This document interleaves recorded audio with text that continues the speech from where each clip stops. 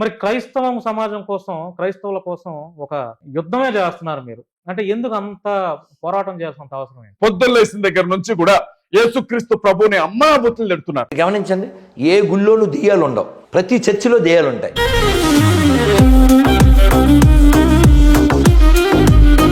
అంత విరుచుకు పడుతున్నారు కదా హిందువుల మీద, అంత విరుచుకు పడుతున్నారు ఏంటి? మీ వెనక ధైర్యం ఏంటి? అసలు మీకు ఎవరున్నారు? దానికి నేను భయపడినా. ఈ ఉడత ఊపులకి తాటాకి చప్పులకి నేను భయపడే వ్యక్తిని కాదు. చూసుకుంటూనే ఉండలేకపోతున్నాను. ఇప్పుడు నా బిడ్డ జోలికి ఎవడైనా వస్తే నేను ఊరుకోను కదా, లేకపోతే నా భార్య జోలికి ఎవడైనా వస్తే నేను ఊరుకోను. మా అమ్మ నాన్న ఎవడైనా ఏదైనా అంటే నేను ఊరుకోను కదా. క్రైస్తవ సంఘాన్ని కానీ, లేకపోతే క్రీస్తుని కానీ, మరియ తల్లిని కానీ, బైబిల్ గ్రంథాన్ని కానీ, పరిశుద్ధ గ్రంథంలో ఉన్నటువంటి అపోస్తులను కానీ, ప్రవక్తలను కానీ, క్రైస్తవ్యాన్ని కానీ ఏమన్నా అంటే నేను ఊరుకోను.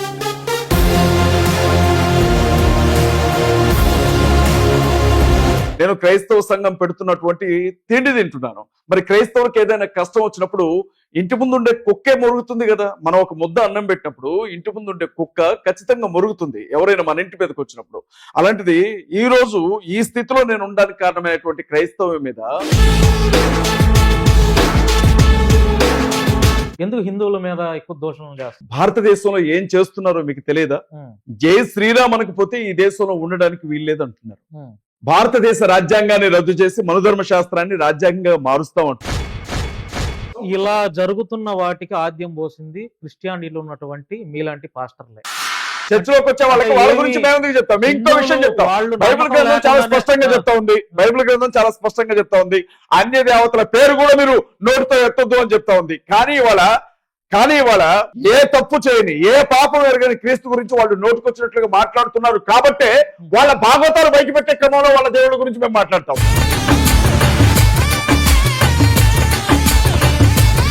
ఇవాళ బైబిల్ గ్రంథాన్ని విమర్శించడానికి ముందు వీళ్ళ గ్రంథాలను వీళ్ళు ఒక్కొక్క గ్రంథాన్ని చదివి వినిపించమని చెప్పండి. నేను వాళ్ళు అడుగుతూ ఉన్నానండి. రామాయణ మహాభారతం ఎన్నిసార్లు చదివారు మీరు? ఎవరు? మీరు ఎన్నిసార్లు? రామాయణ మహాభారతం గురించి చదివి తెలుసుకునేంత చరిత్ర ఏమి లేదు అక్కడ.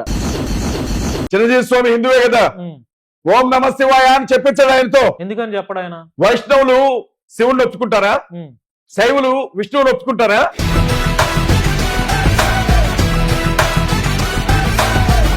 వాళ్ళు బైబిల్ గురించి మాట్లాడితే ఊరుకో. మేము హిందువులను ప్రేమిస్తున్నానని నేను 100 సార్లు చెప్తున్నాను. ఈ శశి మీడియా సాక్షిగా చెప్తున్నాను. అయ్యప్ప స్వాముల్ని దీక్ష పెట్టుకుంటారు కదా అయ్యప్ప స్వాములు, భిక్షకి రమ్మనండి, నా ఇంట్లో భిక్ష ఏర్పాటు చేస్తాను నేను. మీరు ఇలా విరుచుకు పడుతున్నారు, ఖచ్చితంగా విరుచుకు పడుతున్నారు. బీజేపీ ఆర్ఎస్ఎస్ వాళ్ళ యొక్క హిట్ లిస్ట్ లో మీరు ఉన్నారు, తెలుసా మీకు? అది బీజేపీ మీకు ఎన్నో ఈ పాటికే బెదిరింపు కాల్స్ కూడా వస్తున్నాయి. బ్రదర్ నేను విషయం చంపేస్తామని బెదిరింపు కాల్స్. బీజేపీ ఆర్ఎస్ఎస్, బహుశా బీజేపీ ఆర్ఎస్ఎస్ వాళ్ళు మీ మీద ఇంకా 100% ఫోకస్ పెట్టలేదేమో నాకు అనిపిస్తుంది. బీజేపీ ఆర్ఎస్ఎస్ వాళ్ళు నన్ను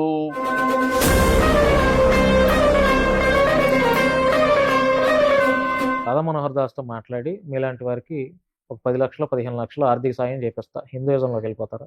ఆడే రోడ్డు పక్కన చెక్కల వేసుకుంటూ తిరుగుతూ ఉంటాడు, ఇట్లా ఆడు నాకేమిస్తాడు, వాడికి ఏమన్నా కావాలని అడగండి, నేను ఇస్తాను.